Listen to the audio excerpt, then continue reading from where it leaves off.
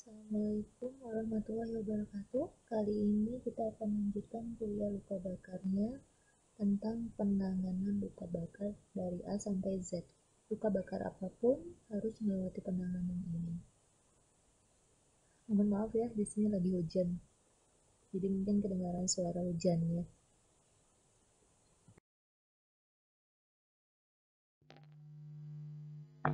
Apa yang dimaksud dengan luka bakar? Luka bakar adalah cedera jaringan akibat dari api, air panas, kontak dengan benda yang panas, terkena zat kimia, tersengat listrik, paparan radiasi atau ultraviolet, terkena ledakan, dan terpapar suhu yang terlalu dingin atau frozen pipe. Nah, semua ini adalah etiologi atau penyebab atau MOI dari luka bakar. Berikut ini adalah cara menghitung luas luka bakar dengan menggunakan metode Rule of Nine dan Landbrauder chart. Rule of Nine digunakan pada saat menghitung luas luka bakar dewasa, dan Landbrauder chart bisa digunakan untuk menghitung luas luka bakar pada dewasa secara detail atau luas luka bakar pada anak-anak.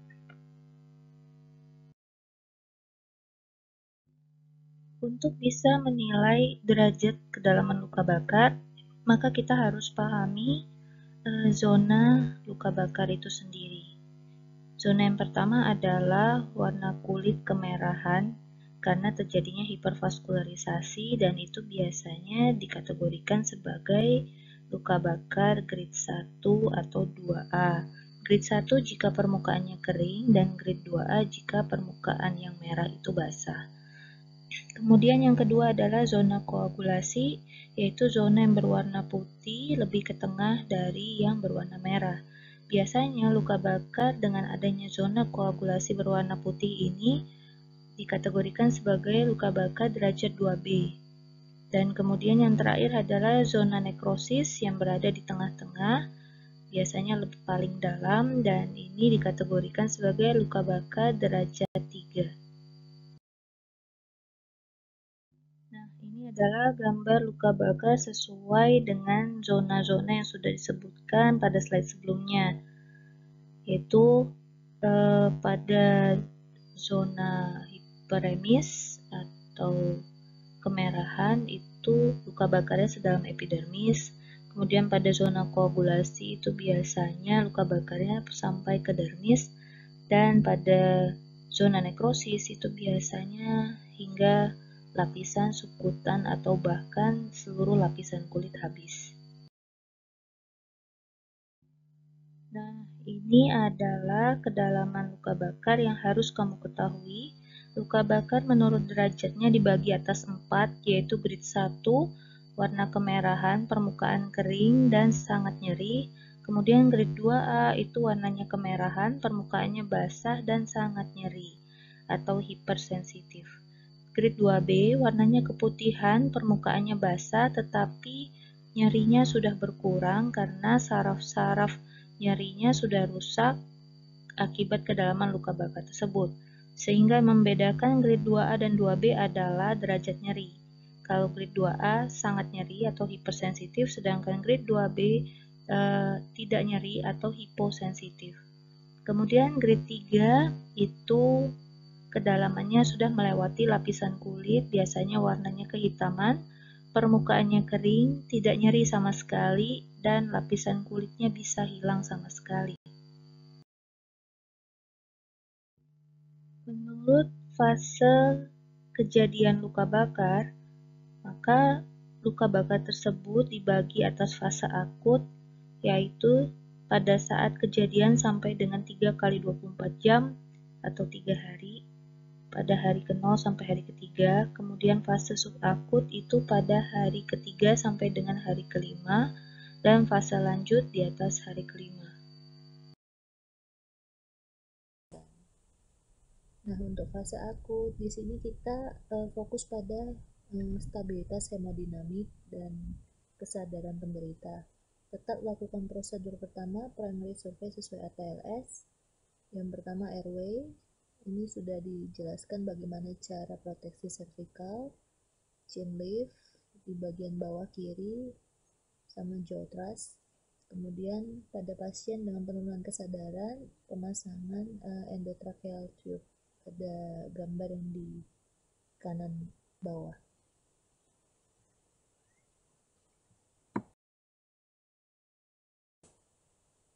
Nah, kemudian evaluasi pernapasannya, evaluasi fungsi paru.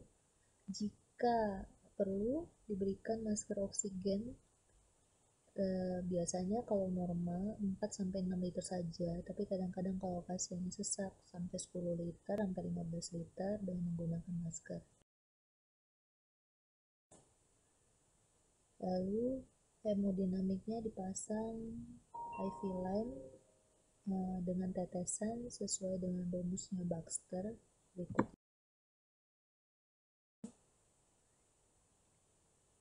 Kemudian dilakukan evaluasi kesadaran. Sini bisa dilihat dengan Glasgow Coma Scale. Jadi yang ideal adalah 15. Kalau 13 sampai 15 itu masih oke. Kalau sudah di bawah 13 itu sudah berarti ada penurunan kesadaran. Kemudian disingkirkan semua pakaian perhiasan. Jadi pasiennya dibuka semua bajunya, cegah dia hipotermi dengan menyelimuti dia dengan selimut kering. Maaf, ini kira-kira analogi gambarnya ya pasiennya dibalut dengan selimut. Tapi karena nggak ada gambar seperti itu, jadi saya pakai gambar ini. Nah, kemudian kalau di primary survey cuma sampai exposure saja, pada luka bakar ini kita tambahkan dengan full F. Jadi A, B, C, D, E, F. Itu pemasangan kateter gunanya untuk mengevaluasi apakah cairan yang kita berikan sudah adekuat atau belum melalui produksi urinnya. Jadi semua primary survey harus sudah dilakukan dulu baru kita masuk ke secondary survey. Nah, di secondary survey itu lakukan anamnesis, kenapa dia terkena luka bakar, MOI-nya, kemudian pemeriksaan fisik lengkap, siapa tahu ada cedera yang menyertai dari mulai kepala sampai kaki. Yang paling penting adalah hentikan proses yang menyebabkan luka bakar. Kemudian universal precaution, resusitasi cairan, jadi mulai diatur tetesan infusnya. Kalau pada anak-anak, rumus Baxternya ialah 2 cc kali berat badan kali luas luka bakar per 24 jam. Kalau pada dewasa 4 cc kali berat badan kali luas luka bakar per 24 jam. 8 jam pertama diberikan setengahnya, kemudian 16 jam kedua diberikan setengahnya lagi. Jangan lupa jika luas luka bakarnya di atas 20% perlu dipasang NGT untuk mencegah curling ulcer, jadi lambungnya ada tukak lambung. Karena kalau luka bakar yang terlalu luas itu bisa menyebabkan sindroma curling ulcer. Nah, kemudian dilakukan penilaian perfusi ekstremitas, jadi dingin, hangat, kering, atau basah, pucat, atau kemerahan. Dan jangan lupa berikan tetanus toxoid. Nah, kemudian baru dilakukan perawatan luka secara tertutup, lukanya dicuci pakai NaCl, kemudian dikeringkan, didesinfeksi, baru ditutup dengan tula. Di atas tulanya dioleskan silver sulfadiazin, baru ditutup kasa steril dan elastic bandage. Dan setelah itu dibiarkan saja lukanya sampai 5 hari baru boleh dibuka. Tujuannya supaya memberikan waktu untuk reepitelisasi. Jadi kalau lukanya tiap hari dibuka, epitel yang awalnya baru tumbuh itu akan terlepas, ketarik sama perbannya. Makanya dibiarkan 5 hari dulu, kecuali kalau ada tanda-tanda infeksi, lukanya bau, basah sampai tembus sorbannya, itu baru kita ganti. Nah, kalau sudah seperti itu baru bisa dirujuk. misalnya butuh rujukan penanganan lebih lanjut baru dirujuk. Jangan tidak dilakukan penanganan seperti ini langsung dirujuk saja, itu tidak boleh, karena di tengah jalan pasiennya bisa jatuh ke kondisi shock hipovolemi. Dan kemudian pemeriksaan laboratorium kalau misalnya perlu dilakukan, jadi ini semua harus dilakukan pemeriksaan laboratoriumnya. Khususnya kalau pada arterial blood gases itu dilakukan kalau ada suspek trauma inhalasi, kalau enggak perlu. Kemudian EKG itu wajib kalau di atas 40 tahun atau ada trauma listrik dilakukan EKG. Nah, pada trauma inhalasi itu kita pada anamnesis harus menemukan adanya riwayat terjebak di ruang tertutup, kemudian sputumnya bercampur arang, ada luka bakar di daerah wajah terutama daerah perioral, ada penurunan kesadaran, ada distres nafas, sesak. Jadi bahayanya trauma inhalasi ini, asap yang terhirup, udara panas itu bisa menyebabkan edema laring, sehingga tiba-tiba bisa ada sumbatan nafas sehingga pasiennya gagal nafas. Nah, selain itu efek toksik dari asapnya sendiri itu bisa menyebabkan iritasi, bronkokonstriksi, dan peningkatan kadar karbon monoksida di darah, dan itu bersifat toksik ya, jadi bisa mengakibatkan hipoksia juga karena darah cenderung mengikat karbon monoksida daripada oksigen, sehingga oksigennya kalah, jadi darahnya bisa kekurangan oksigen dan akhirnya sel-sel tubuh mengalami hipoksia.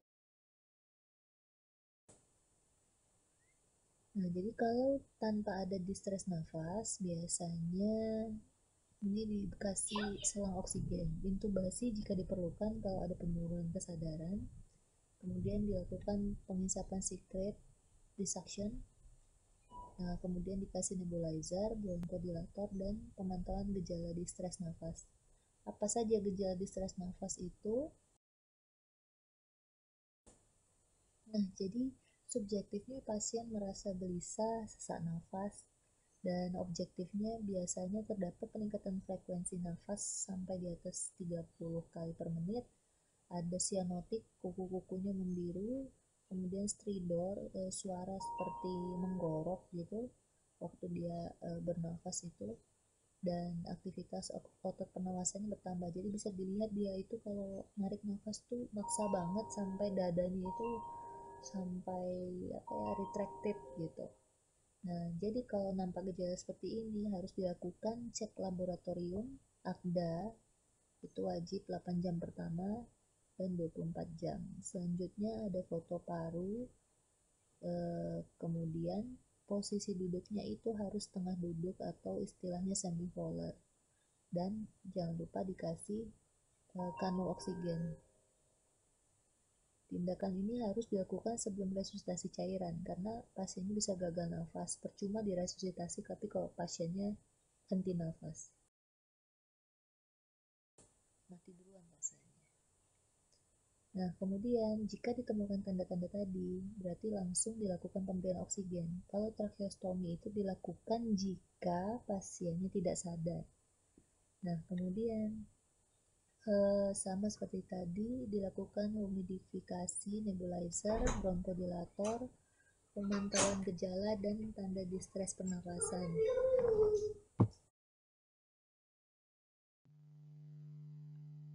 Yang perlu diperhatikan pada luka bakar fase akut adalah permeabilitas kapiler, perpindahan cairan dan protein, jumlah cairan yang hilang yang bisa mengakibatkan shock hipovolemik. Dan bagaimana mekanisme dari masing-masing ini juga harus dipahami sehingga nantinya kamu akan dapat mengetahui kemungkinan-kemungkinan yang akan terjadi pada pasienmu. Jadi pada 24 jam pertama sejak kejadian luka bakar, maka mediator-mediator inflamasi akan dilepaskan ke vaskular dan hal ini akan menyebabkan peningkatan permeabilitas kapiler.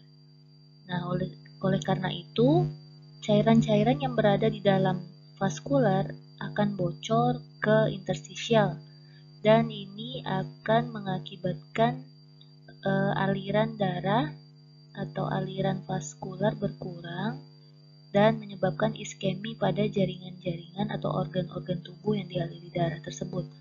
Nah, sementara cairan yang bocor ke interstisial itu bisa mengakibatkan edema karena terjadi penumpukan cairan di interstisial. Interstisial itu adalah daerah di antara vaskular, intravaskular, dan organ atau interselular.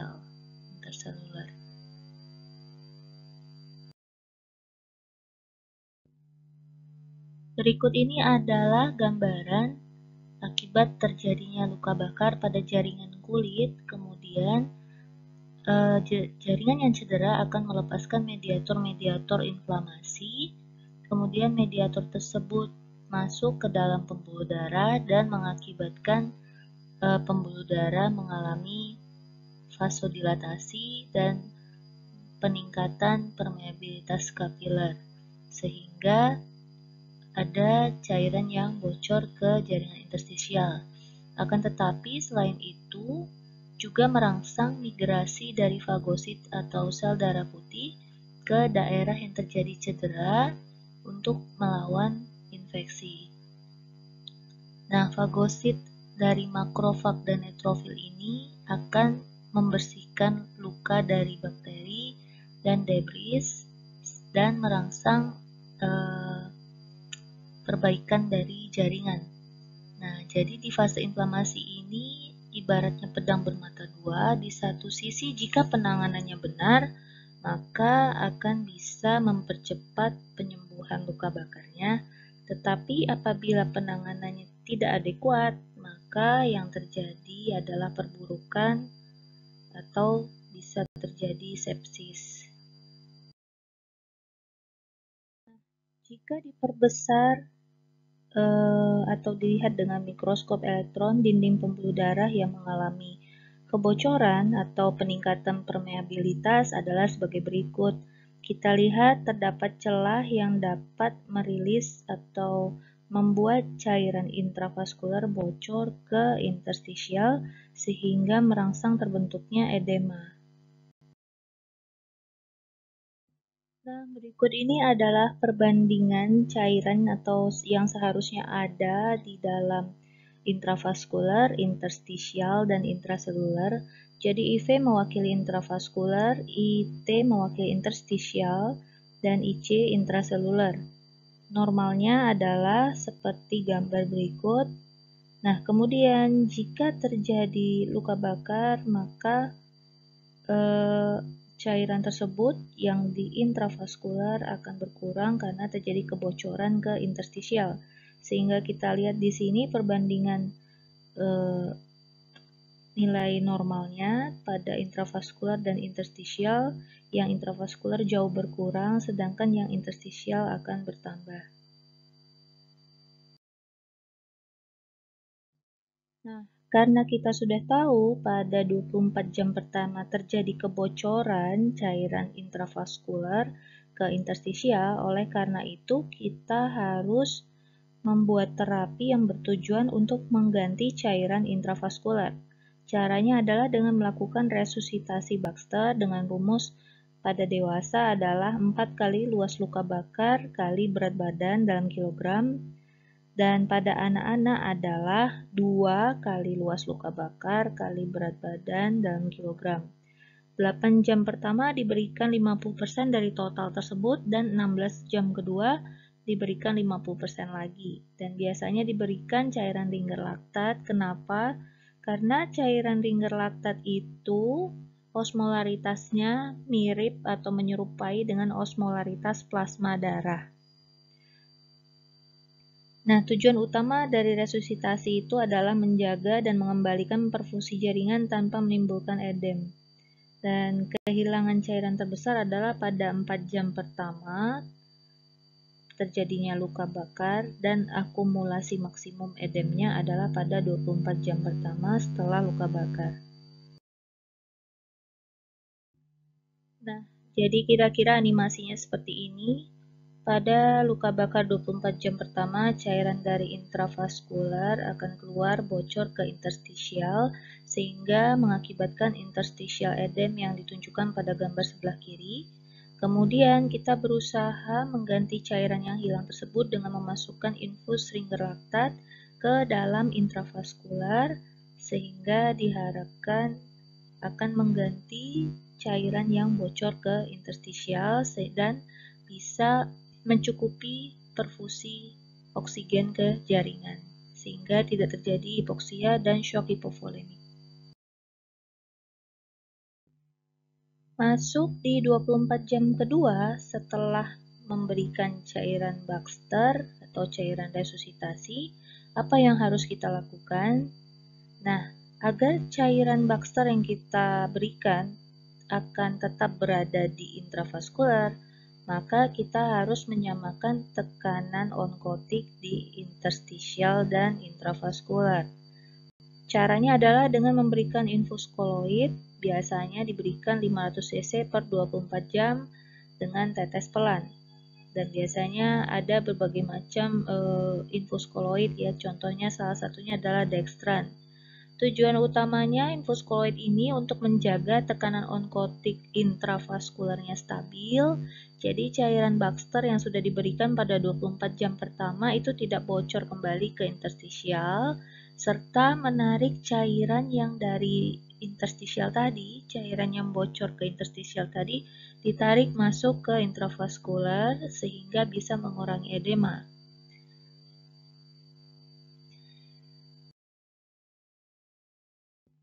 Nah, jadi secara animasinya kira-kira seperti ini. Cairan dari yang bocor ke interstisial tadi akan balik masuk ke intravaskular dalam 24 jam kedua jika diberikan larutan koloid.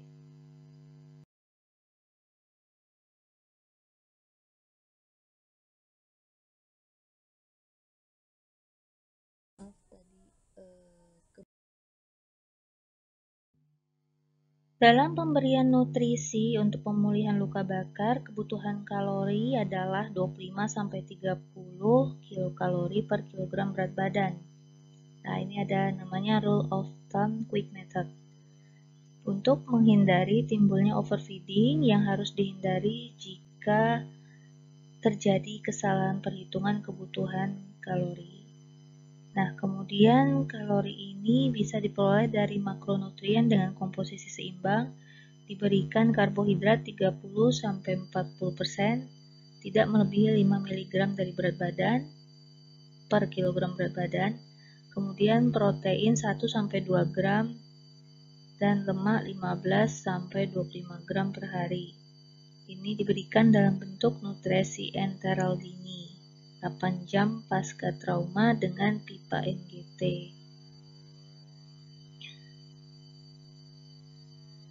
Boleh diberikan tambahan antioksidan seperti vitamin C atau vitamin E untuk membantu proses sistem metabolismenya.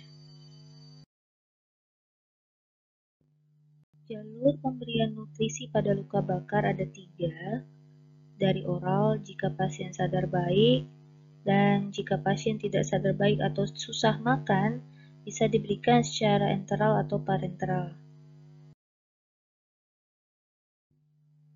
Nah, berikut ini adalah indikasi kapan kita bisa memberikan nutrisi enteral, yaitu jika intake oral atau tidak mencukupi, dan kalau ada gangguan fungsi saluran cerna seperti adanya Carling ulcer, itu tidak bisa diberikan nutrisi enteral. Keuntungannya adalah ekonomis, memacu sekresi hormon pencernaan, mencegah atrofi fili pada lambung, menghambat pertumbuhan bakteri dan translokasi bakteri. tetapi kadang bisa menyebabkan komplikasi diare, overhidrasi, muntah, dan aspirasi ke paru. Sedangkan indikasi memberikan nutrisi parenteral itu jika adanya gangguan fungsi saluran cerna dan suplemen terhadap nutrisi enteral itu terganggu, tapi kontraindikasinya adalah pasien dengan krisis hemodinamik. Jadi kalau ada pasien dengan krisis hemodinamik, yang perlu dilakukan adalah memperbaiki kondisi hemodinamiknya dulu. Nah, kemudian komplikasinya bisa secara teknis pemasukan, infeksi, ataupun komplikasi secara metabolik. Dan biasanya terjadi pada luka bakar yang sudah derajat berat atau jatuh ke multiple organ failure. Berikut ini adalah macam-macam atau jenis sediaan nutrisi parenteral yang bisa digunakan. Kalau nutrisi karbohidrat itu misalnya ada infus D5, D10 atau maltos.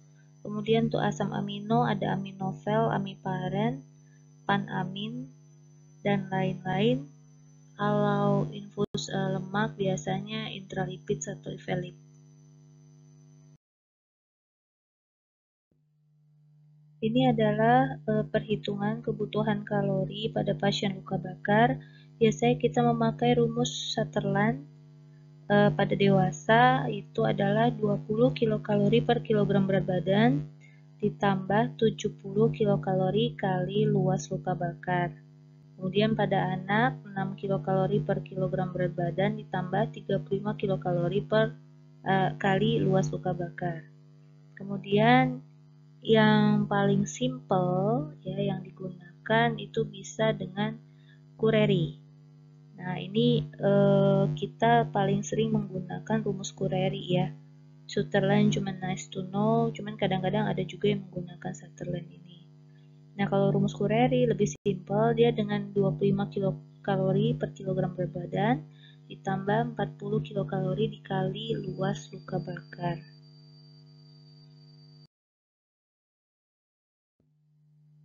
Yang perlu diingat di sini, kebutuhan protein dewasa adalah 1-2 gram per kilogram berat badan, sedangkan pada anak setengah sampai 1 gram per kilogram berat badan.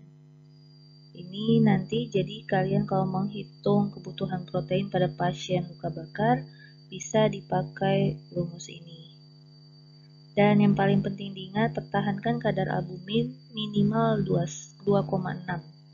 Ya, jadi kalau sudah 2,5 ke bawah, itu harus dilakukan transfusi albumin.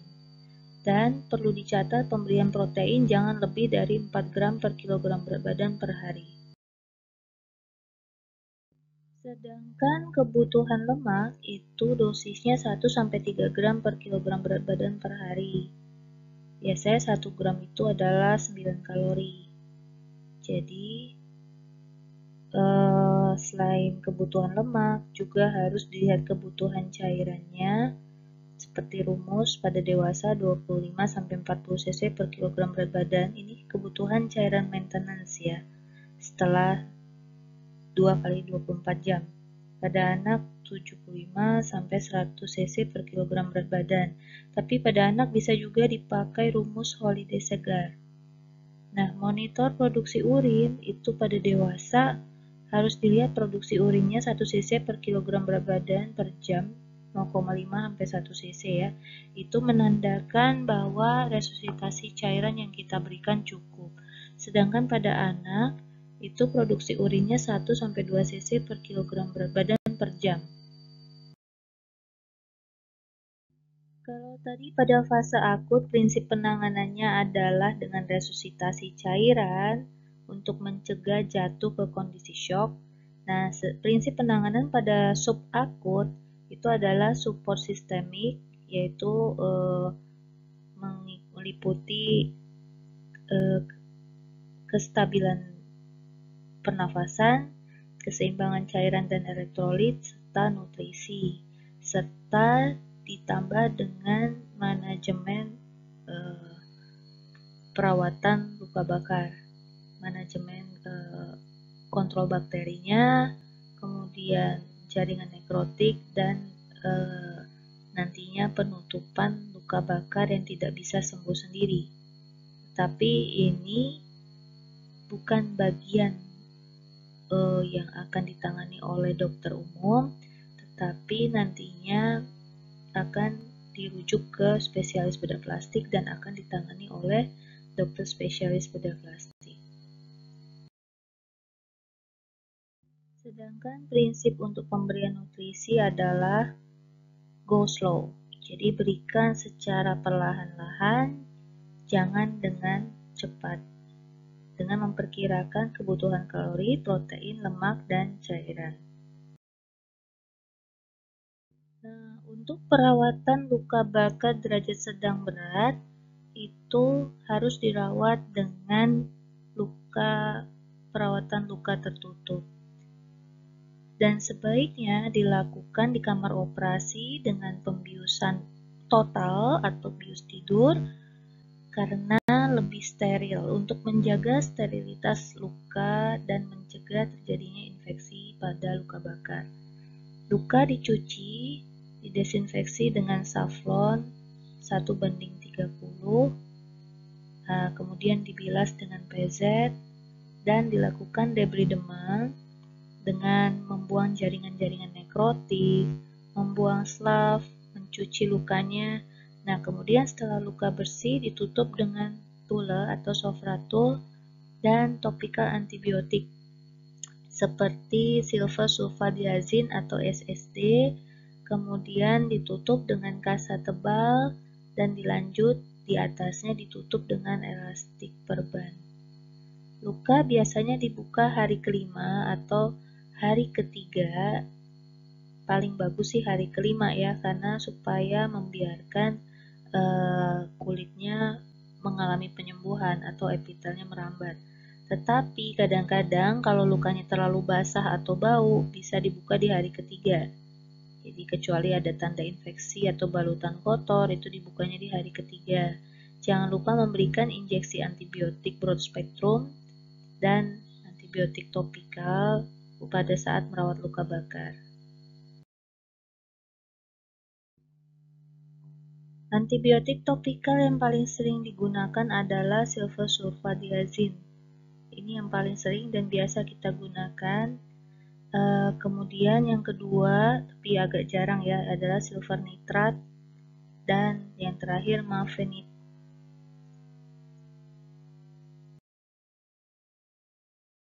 Pada luka bakar derajat sedang ke berat, biasanya kita memberikan anti nyeri ya, anti nyeri secara injeksi, biasanya dengan menggunakan antrain atau ketorolac, atau jika tidak mempan dengan anti analgetik ya.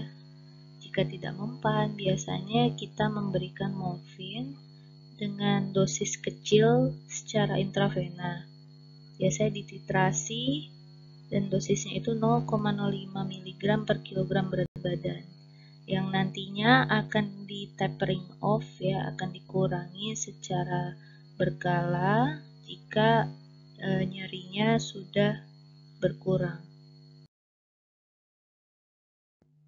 Nah, ini adalah hal yang paling penting harus kalian ingat ya, dan mungkin akan keluar dalam ujian, yaitu kriteria kapan luka bakar itu harus dirawat inap atau kapan bisa dirawat jalan. Kriteria ini sesuai dengan derajat keparahan luka bakar menurut American Burn Association. Luka bakar dikatakan derajatnya ringan jika grade 2 di bawah 15% luasnya pada dewasa atau di bawah 10% pada anak. Nah, luka bakar derajat 3 jika luasnya di bawah 1%, baik pada anak maupun dewasa. Itu termasuk luka bakar derajat ringan yang boleh langsung dirawat jalan, jadi tidak perlu rawat inap. Begitu dia selesai rawat luka di IGD, dia bisa langsung pulang dan kontrol 3 hari berikutnya. Sedangkan luka bakar yang harus dirawat inap itu adalah luka bakar derajat sedang dengan grade 2 luas 15-25% pada dewasa atau luas 10-20% pada anak, atau luka bakar grade 3 dengan luas di bawah 10%. Sedangkan luka bakar berat itu yang termasuk luka bakar berat jika derajat atau grade 2 di atas luas 25% atau lebih pada dewasa, atau di atas 20% atau lebih pada anak, dan derajat 3 atau grade 3 dengan luas 10% atau lebih, atau luka bakar yang mengenai tangan, wajah, telinga, mata, kaki, genitalia, dan perineum, walaupun dia di bawah 1% atau di bawah 10% atau di bawah kriteria ini, tetapi jika ada mengenai organ-organ ini, maka dia dikategorikan luka bakar derajat berat. Atau luka bakar dengan cedera inhalasi atau dengan trauma listrik atau disertai trauma lain dan adanya penyakit komorbid lain seperti hipertensi, jantung, gula, itu dikategorikan sebagai luka bakar derajat berat yang harus langsung dirawat inap, tidak boleh rawat jalan. Pada luka bakar minor, cara penanganan pertama adalah stop proses panasnya, bisa dengan disiram air dingin. Kemudian dinginkan luka bakarnya ya dengan cara menyiram air, atau kalau misalnya di rumah sakit dibawa ke IGD, dibilas atau dicuci dengan NaCl. Kemudian berikan analgetik ya, atau obat pereda nyeri, baru kemudian bisa dibersihkan atau dilakukan debridema. Kemudian setelah dilakukan debridema, luka bersih bisa ditutup dengan perban. Dan semua proses ini harus dilakukan secara aseptik ya, teknik aseptik. Dan perban bisa diganti setiap 3-5 hari. Pada luka bakar derajat sedang berat atau major burn, itu asesmennya yang pertama sesuai dengan ATLS ya. Jadi periksa airway, breathing, circulation, disability, exposure, dan F-nya adalah fluid resuscitation, dan jangan lupa, atau kadang-kadang kita bilangnya fully catheter untuk supaya ingat memasang kateter pada pasien luka bakar. Nah, kemudian setelah ABCDE-nya selesai, kita asesmen luas luka bakarnya dan kedalamannya sehingga bisa menentukan grade luka bakar. Kenapa? Karena ini akan berguna untuk menentukan kriteria apakah luka bakar tersebut termasuk ringan, sedang, atau berat, untuk menentukan apa yang harus dilakukan nantinya, apakah boleh pulang atau harus rawat inap. Kemudian pasang IV line ya, pasang infus, berikan anestesi, pasang kateter, kemudian ambil sampel darah untuk cek laboratorium, kemudian berikan wound dress atau perawatan luka dengan balutan atau perban seperti yang sudah dijelaskan tadi. Setelah dibersihkan, debridema, tutup dengan antibiotik topikal, baru ditutup dengan perban. Baru setelah itu bisa dilakukan secondary survey. Dan setelah selesai secondary survey, baru bisa ditransfer apakah itu rawat jalan atau ruangan untuk rawat inap. Tetapi pada masa pandemi ini, itu biasanya yang kita lakukan pertama sekali adalah screening COVID, baru setelah itu dilakukan airway, breathing, dan sirkulasi atau ATLS. Ya, jadi secondary survey-nya dulu, terus di rapid test, baru primary survey. Jadi agak terbalik ya.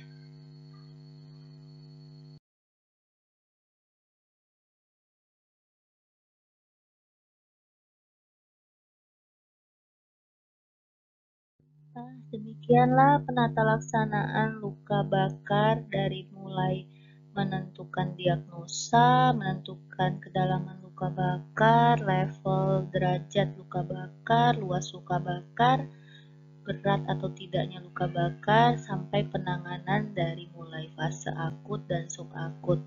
Semoga bermanfaat dan kalian tidak overload menerima pelajaran yang dirangkum jadi satu ini. Karena emang kurikulumnya begitu. Biasanya dipecahkan ya. Nah, sampai jumpa di kuliah berikutnya yaitu luka bakar dengan kondisi khusus seperti trauma listrik dan zat kimia. Assalamualaikum warahmatullahi wabarakatuh.